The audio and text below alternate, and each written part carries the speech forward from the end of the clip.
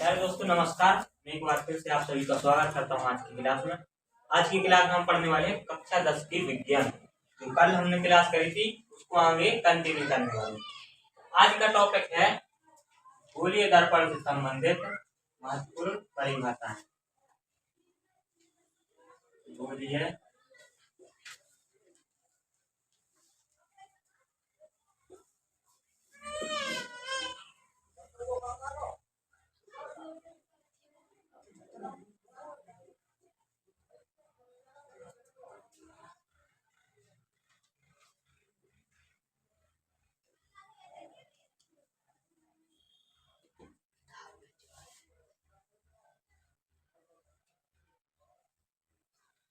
गोलीय दर्पण से संबंधित महत्वपूर्ण परिभाषाएं। तो कल हमने पढ़ा था कि दर्पण दो प्रकार के होते हैं, एक होता है गोलीय दर्पण और एक होता है समतल दर्पण।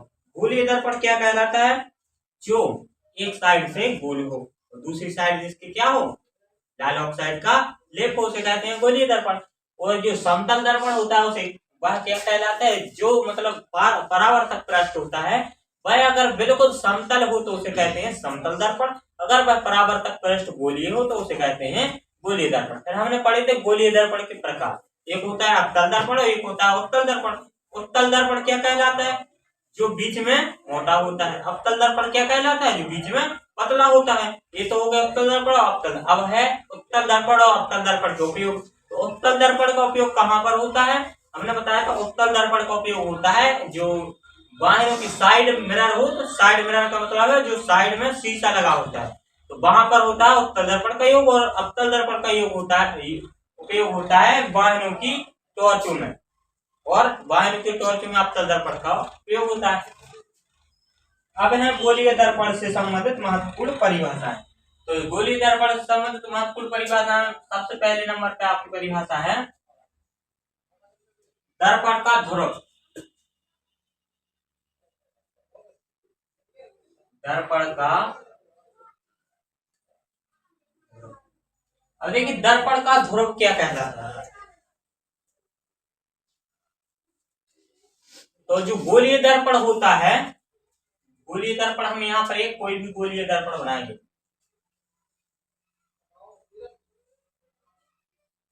ये है गोलीय दर्पण। इसे क्या कहते हैं? इस गोलीय दर्पण को क्या कहते हैं? तल दर्पण, क्योंकि बीच में कैसा है? पतला है, किनारे पर मोटा है, तो इसे क्या कहते हैं? अवतल दर्पण। इसके जो बीच में एक बिंदु होता है जिसे हम कहते हैं ध्रुव। क्या कहते हैं? ध्रुव, दर्पण का ध्रुव। तो गोलीय दर्पण के ठीक बीच में एक बिंदु होता है जिसे हम कहते हैं दर्पण का ध्रुव।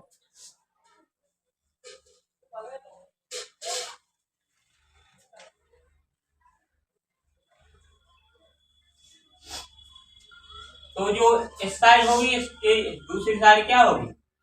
लाल ऑक्साइड या कलाई से लेप होगा या पुती होगी।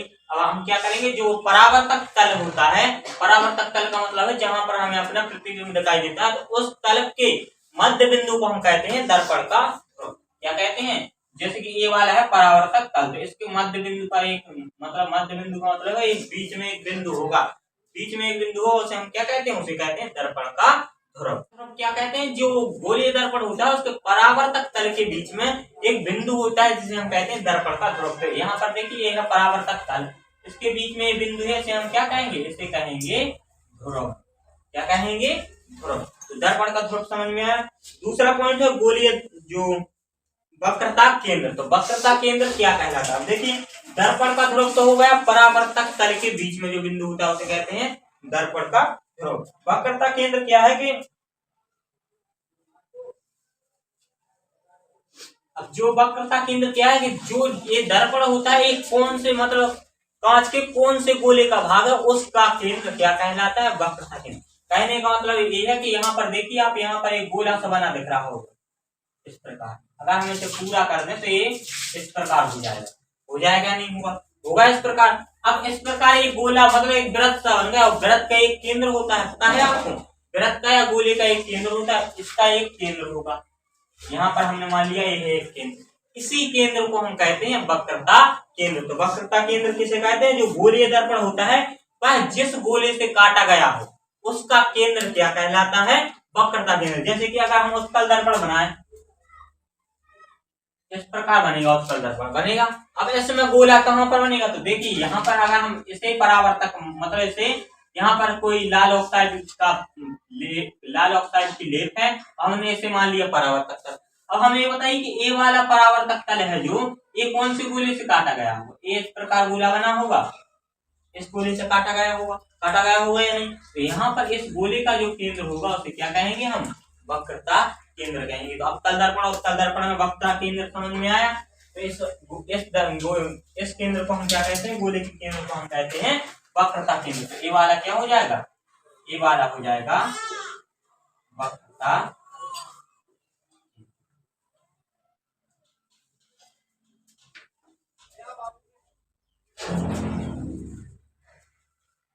वक्रता केंद्र समझ में। अब है वक्रता त्रिज्या।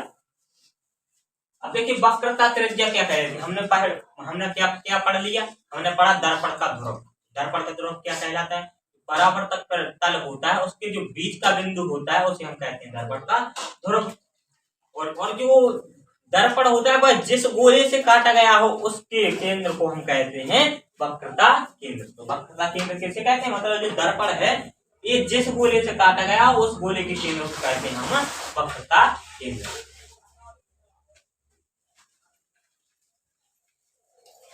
वक्रता केंद्र और दर्पण का ध्रुव समझ में आया। देखिए अब है वक्रता त्रिज्या। तो वक्रता त्रिज्या हम किसे कहते हैं, वक्रता त्रिज्या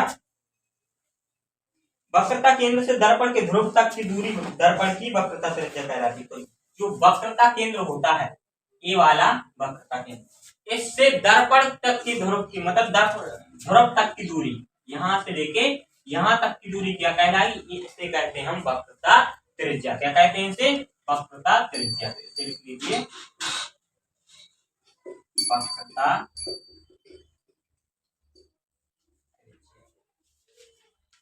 तो हमने क्या क्या पढ़ लिया, दर्पण का ध्रुव, वक्रता केंद्र और वक्रता त्रिज्या। तो ध्रुव किसे कहते हैं, ध्रुव कहते हैं जो परावर्तक तल होता है, मतलब जिसमें हमें अपना चेहरा दिखाई देता है, उसके मध्य में एक बिंदु होता है जिसे हम कहते हैं ध्रुव कहते हैं। और अब है वक्रता केंद्र। वक्रता केंद्र किसे कहते हैं, जो ये दर्पण होता है ये जिस गोले से काटा गया हो। देखिए ये वाला दर्पण है जो ये वाला इस गोले से काटा गया होगा, इस गोले के केंद्र को हम कहेंगे वक्रता केंद्र। और वक्रता त्रिज्या किसे कहेंगे, तो वक्रता केंद्र से लेकर ध्रुव तक की दूरी को हम कहते हैं वक्रता त्रिज्या। तो ये 3 पॉइंट समझ में आए। इसके बाद है मुख्य अक्ष गोलीय दर्पण के ध्रुव। अब है मुख्य अक्ष। तो देखिए हमने दर्पण का ध्रुव पढ़ लिया, वक्रता केंद्र पढ़ लिया और वक्रता त्रिज्या पढ़ लिया। अब है मुख्य अक्ष। मुख्य अक्ष किसे कहते हैं, गोलीय दर्पण के ध्रुव P तथा वक्रता केंद्र C को मिलाने वाली सीधी रेखा गोलीय दर्पण की मुख्य अक्ष कहलाती है। देखिए गोलीय दर्पण है, गोलीय दर्पण ए वाला, गोलीय दर्पण का ध्रुव P, तो गोलीय दर्पण के ध्रुव को प्रदर्शित करते हैं हम P से। किससे प्रदर्शित करते हैं, P मतलब पोल। तो ध्रुव को हम किससे प्रदर्शित करते हैं, P से। तो गोलीय दर्पण के ध्रुव P तथा वक्रता केंद्र C को मिलाने वाली रेखा, देखिए वक्रता केंद्र कहाँ पर है, ये है, इसे हम करते हैं C से प्रदर्शित। तो गोलीय दर्पण के ध्रुव P और वक्रता केंद्र C को मिलाने वाली रेखा को हम क्या कहते हैं, मिलाने वाली सीधी रेखा गोलीय दर्पण की मुख्य अक्ष कहलाती है। ये सीधी रेखा कहाँ पर जाएगी, ये आएगी सीधी सीधी। किसे कहते हैं, जो वक्रता केंद्र होता है वो उसको और वक्रता केंद्र और ध्रुव को मिलाने वाली सीधी रेखा को हम कहते हैं मुख्य अक्ष। अब देखिए ये है वक्रता केंद्र, ये है ध्रुव। ध्रुव से लेकर वक्रता केंद्र तक एक रेखा है, उसे तो हम त्रिज्या कहेंगे। लेकिन जो रेखा अगर सीधी जाकर गोले की परिधि पर मतलब परिधि को छुए, यहां से लेके यहां तक की कुल रेखा को कहते हैं हम मुख्य अक्ष। क्या कहते हैं, मुख्य अक्ष। इसे हम कुल रेखा को कहते हैं मुख्य अक्ष। मुख्य अक्ष समझ में आया, मुख्य अक्ष। अब है दर्पण का द्वारक। तो गोलीय दर्पण के परावर्तक पृष्ठ के व्यास को दर्पण का द्वारक कहते हैं। चित्र में M1 M2 दर्पण। अब देखिए दर्पण का द्वारक किसे कहते हैं, तो गोलीय दर्पण होता है जो ये वाला है गोलीय दर्पण, इसका जो दर्पण का व्यास होता है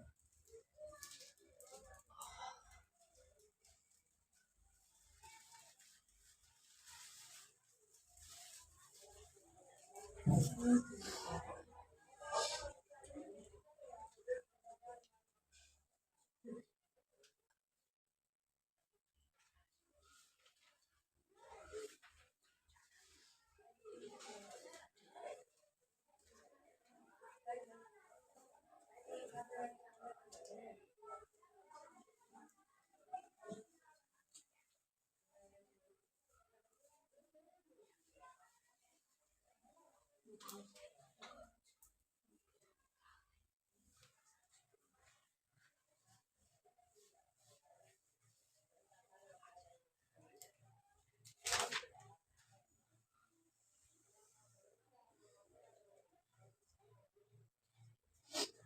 अब है मुख्य फोकस। क्या है? मुख्य फोकस। तो मुख्य फोकस किसे कहते हैं? देखिए, गोलीय दर्पण की मुख्य अक्ष के समांतर आने वाली प्रकाश की किरणें गोलीय दर्पण के से परावर्तन के पश्चात मुख्य अक्ष के जिस बिंदु पर मिलती है या मिलती हुई प्रतीत होती है, उस बिंदु को दर्पण का मुख्य फोकस अथवा फोकस कहते हैं। इसे एफ से प्रदर्शित करते हैं। तो देखिए, गोलीय दर्पण की मुख्य अक्ष के समांतर आने वाली प्रकाश की किरणें, मुख्य अक्ष कौन सी है? यहाँ से लेके यहाँ तक की वाली रेखा क्या है? मुख्य अक्ष।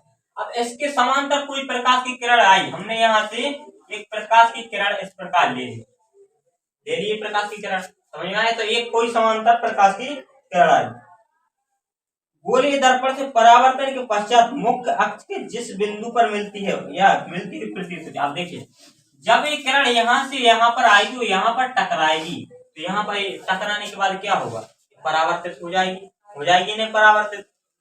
किरण क्या हो जाएगी? ये किरण यहाँ से आई और यहाँ पर टकरा के कैसे हो जाएगी? परावर्तित हो जाएगी। परावर्तित का मतलब है टकरा के उसी माध्यम में या उसी स्थान पर उसी वो क्या कहते हैं, उसी दिशा में वापस लौट जाए।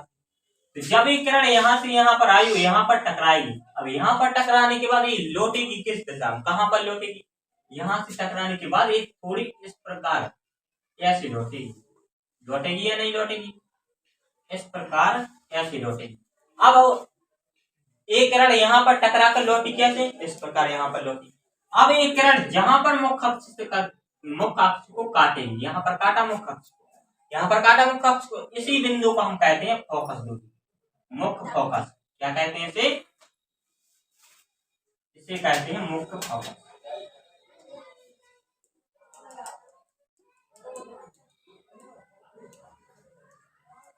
ये कुछ बिंदु थे, आपको समझ में आए। अब है फोकस दूरी। फोकस दूरी किसे कहते हैं? गोलीय दर्पण के ध्रुव से मुख्य फोकस तक की दूरी को दर्पण की फोकस दूरी कहते हैं। तो गोलीय दर्पण के ध्रुव से, अब देखिए, गोलीय दर्पण का ध्रुव यहाँ पर है, मुख्य फोकस कहाँ पर है? यहाँ पर। यहाँ से लेके यहाँ तक की दूरी, ये वाली दूरी क्या कहलाएगी? ये वाली दूरी कहलाएगी फोकस दूरी। फोकस दूरी, ये वाली दूरी क्या कहलाएगी? ये वाली दूरी कहलाएगी फोकस दूरी। इसे एफ से प्रदर्शित करते हैं। यदि दर्पण का द्वारक छोटा है तो एफ बराबर होगा R/2। देखिए, इसे हम क्या किससे प्रदर्शित करते हैं? इसे एफ से प्रदर्शित करते हैं। गोलीय दर्पण के मुख्य फोकस ध्रुव तथा दर्पण की वक्रता त्रिज्या का मध्य बिंदु होता है। देखिए, अब जो मुख्य फोकस होता है, जो ये ध्रुव और वक्रता केंद्र का मुख्य मध्य बिंदु होता है। वक्रता केंद्र यहाँ पर है, ध्रुव यहाँ पर, तो इन दोनों का जो बीच का बिंदु होगा वह होगा क्या? मुख्य फोकस। क्या होगा? मुख्य फोकस। अब फोकस तल, फोकस बिंदु से होकर जाने वाले तथा मुख्य अक्ष के लंबवत तल को फोकस तल कहते हैं। अब यहाँ पर फोकस दूरी के फोकस बिंदु से होकर जाने वाले मुख्य अक्ष के लंबवत, अब देखिए, यहाँ पर फोकस बिंदु है, अब इसके फोकस दूरी से होकर जाने वाले और मुख्य अक्ष के लंबवत, मतलब कहने का यह है कि इस प्रकार, अब मुख्य अक्ष है और मुख्य अक्ष के लंबवत, मतलब मुख्य अक्ष पर हमने एक प्रकार से लंब डाल दिया, इस प्रकार आने वाले तल को हम क्या कहते हैं? फोकस तल। ये वाला ये बिंदु समझ में आए? चित्र तो पूरी तरह से खराब हो चुका है। तो ये था आज के आपका टॉपिक। तो उम्मीद करता हूँ आज का टॉपिक आपको अच्छी तरीके से समझ में आया होगा। अगर वीडियो अच्छी तरीके से समझ में आई हो तो वीडियो को लाइक, चैनल को सब्सक्राइब करें। तब तक के लिए बाय, मिलते हैं आपसे अगली क्लास।